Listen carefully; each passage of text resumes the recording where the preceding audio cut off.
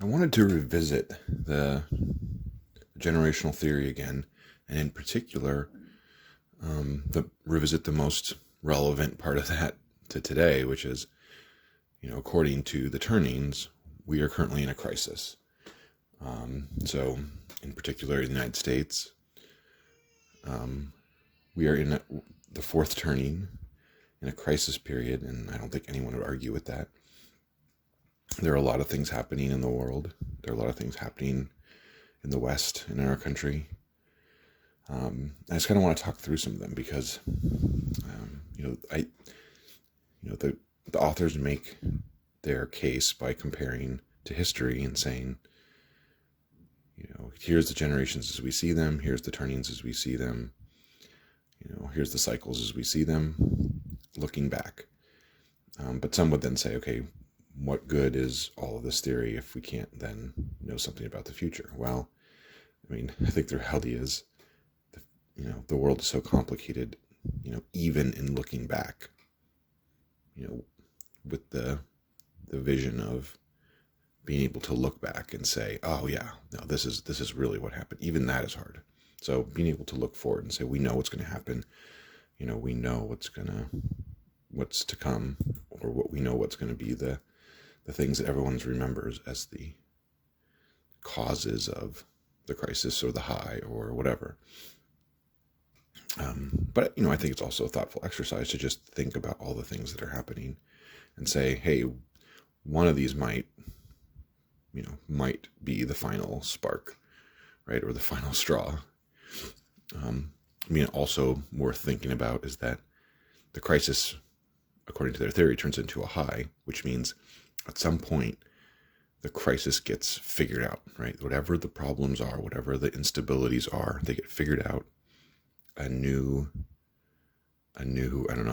cultural paradigm comes into play, a new cultural process or belief or aim is discovered now that the crisis has been sort of figured out. And so then everyone's kind of moving forward, knowing that crisis is behind them, or at least starting to become behind them and starting to be solved. So hopefully by thinking about what the crises might be, that could kind of be the final impetus for change. Let's just talk about some of those things. So one thing is that I've, in reading articles and watching videos, one thing that's been brought up a lot is the situation with the military in the United States. One thing that I've mentioned to my family and friends quite a few times, and I would say in general, the reaction is either I don't really care, or maybe it's good that they do that, or maybe it's needed. But the first thing that just keeps coming back to my mind is there's still the National Guard in DC. It's still, why is the National Guard still there?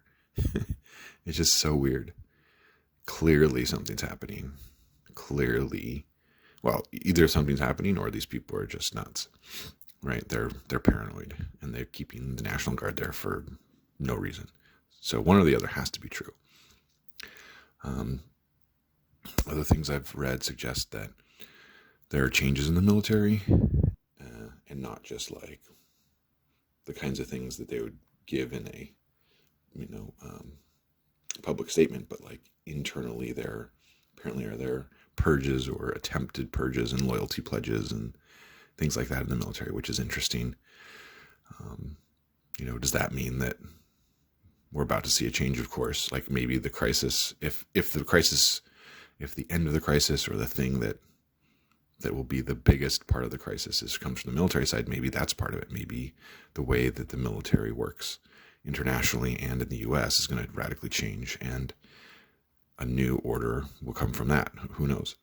The last thing is that with all the disruptions and polarization and things that are happening in the United States, you would think other countries around the world would say, hey, if I want to do something, and U.S. is the world police, or the West is the world police, and now might be my chance to do something, small, medium, or large, and I might be able to get away with it, right? And the world police won't necessarily stop me this time. So maybe, something with China is going to happen, right? Maybe the U.S. is so distracted, and while we still have a powerful military, maybe China will say now's a chance to start poking at Taiwan, or maybe now's the chance to expand in the South China Sea, or who knows? Who knows what it might be? So anyway, could the crisis kind of escalate from a military perspective? In our current crisis, I don't know. The next one is economic.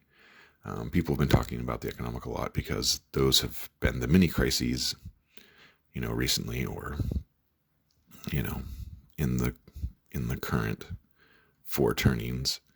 I feel like the focus a lot has been on economic because according to the authors, the previous crisis was World War II, and since then, at least in the West, there haven't been any wars.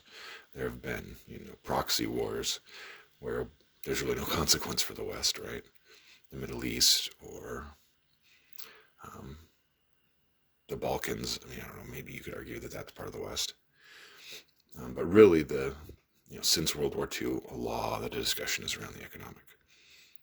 And the last recession was due to something completely unpredictable, I would have thought, in the sense of subprime mortgages and the housing bubble and all this.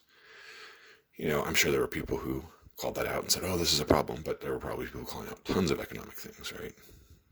Government spending, who knows what else, huge investments in overseas, moving manufacturing overseas, all these things were being pointed out, and the one that at least most people are saying was part of the last crisis and the last recession was the housing crisis. Well, so what's the new economic crisis? Could that be the spark? Well, maybe we're not in complete lockdown, but there's still the pandemic. We had a long lockdown. The economy in the United States, and for that matter across the world, took a dip. Not everyone sort of stopped working unless you could work remotely. And as a result of all that, a lot of people lost their jobs. A lot of people either lost their homes, or there's a big debate about, landlords and rent payers and making exceptions for people during this time.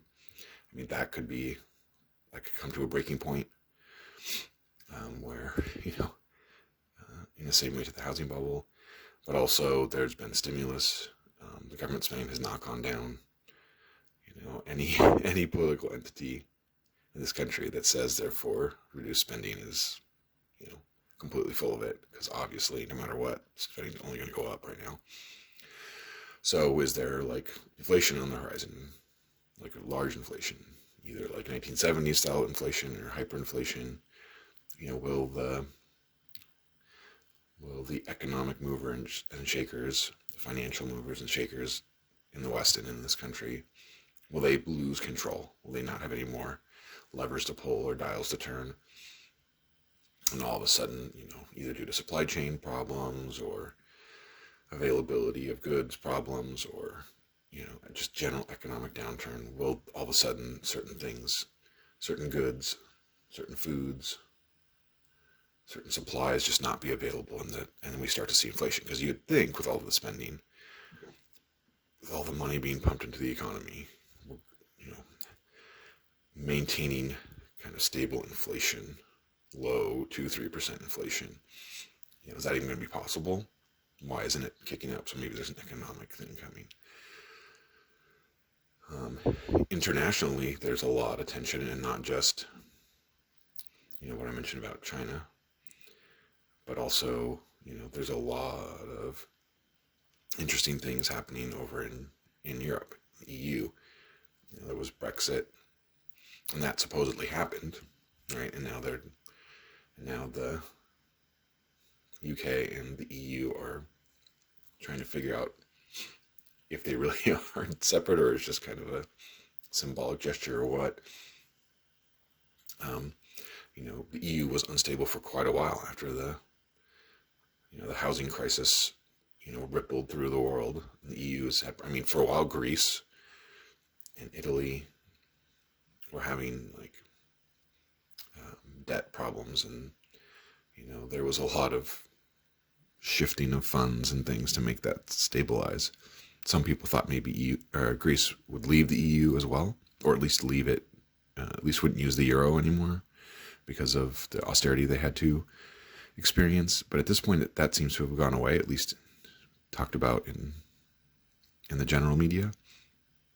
There's then there's the border crisis between Greece and Turkey, and now there's a Mediterranean crisis between Greece and Turkey. Maybe something like that could kick off a chain reaction that would lead to the changing of how the current world works. I mean, it'd have to ripple over here to the United States for it to be directly relevant to this generational theory. But, the United States and Europe are closely tied culturally and in other ways.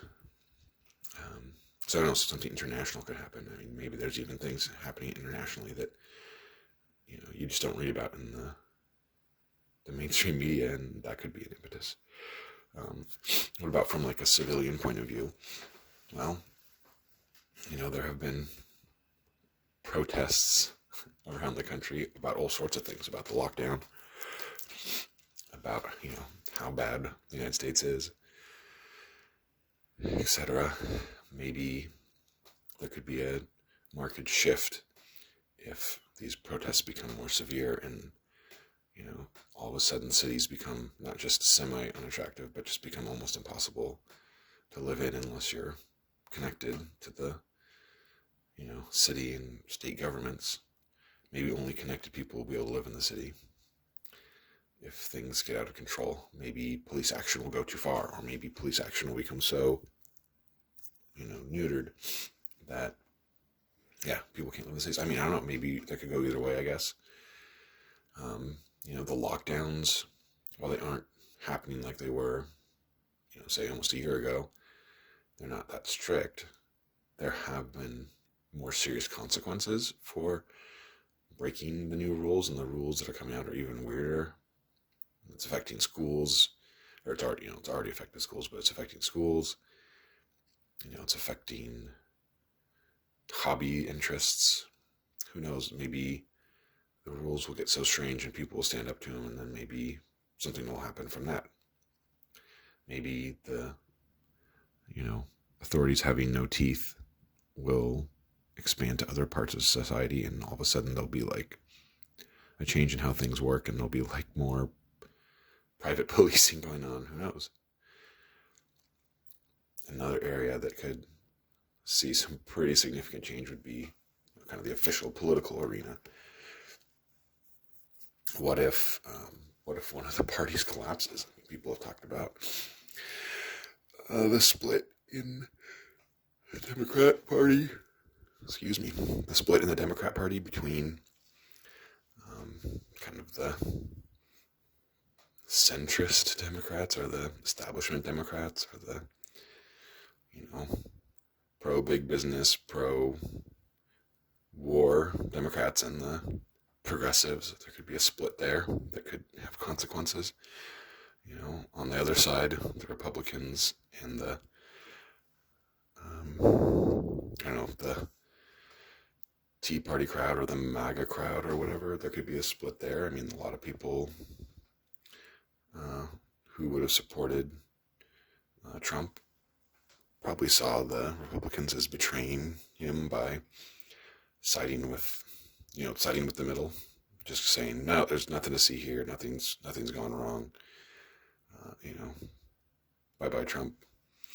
Those people could be upset. There could be a split there. Who knows what could happen with the political arena? Maybe, what if a new party forms in the middle? I've heard discussions about more centrist influencers saying the problem is the extremes, right? And the progressives are the extremes, and the Trump supporters, the rabid Trump supporters, are the extreme. Maybe a combination of Republican and Democrat centrists or establishment types will say, reject the extremes. Let's form whether it's a party or not, but maybe they could form an agreement that would get, more than 50% support, and you'd have a kind of return to something like what we had before, where the extremes are left out and the extremes maybe even are cracked down on, and then, we have kind of a new order where, a very centrist situation occurs where, everyone talks about, oh, we're back to normal now. Maybe that'll happen. Maybe some sort of, new normal happens. I don't know. I think maybe there's executive actions that could be taken that would, stop the extremes, or maybe there could be executive action that happens that becomes intolerable and it causes a collapse. I mean, who knows? So maybe it's just literally just from the official political side, things start to break down and a new order kind of comes out of that. And that, for any of these things, but especially for this, I can't even imagine what that would be. If the current way government operates breaks down, what would the new order look like? The last time that happened in the United States was the Civil War. So again, there was, just look back at the history of the post-Civil War for like what kind of crazy things could happen. Certain states could be taken over by the federal government and said, you have to be run this way because you guys lost. Who knows? Maybe another area would be like, what about natural disasters? Could that be a straw that causes a big change somehow? There's talk all the time about things that come up. There's fires everywhere that proves global warming, or there's this polar vortex, or there was the problem in Texas with the freezing rain and the extreme temperatures, where people were cut off for a long time. I mean, there's hurricanes, there could be a tsunami, there could be volcanic eruptions. Who knows? It could even be something that happens in a different part of the world, and there's ripple effects everywhere. One thing I've noticed recently is there's a lot of videos about volcanic eruptions across the world. What if we're in a cycle where there could be more seismic activity, earthquakes? Who knows? So all these things could lead to the ultimate deepening of the crisis period that we're in, according to this theory, according to this generational theory. And maybe that would be the impetus for people to just say, enough, we need to refashion everything about how our society works. From my point of view, when that happens, it has to be some form of rejection of like the older generations to say, I think there's even still silent generation members of especially in like federal politics, and then the baby boomer generation. Maybe at some point all the other generations just say, okay, you guys have had enough, get out. We're not going to listen to you anymore. We're going to tear down everything you built. We're going to build up new things. So anyway, that's my thoughts on, hey, where could this come from?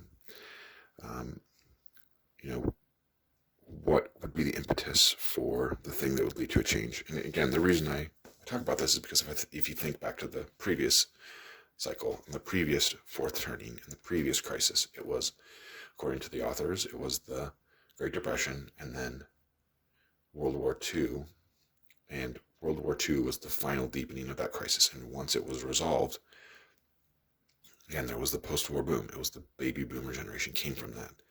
So what is the final deepening of our current crisis, and then what is the resolution? And I just don't know.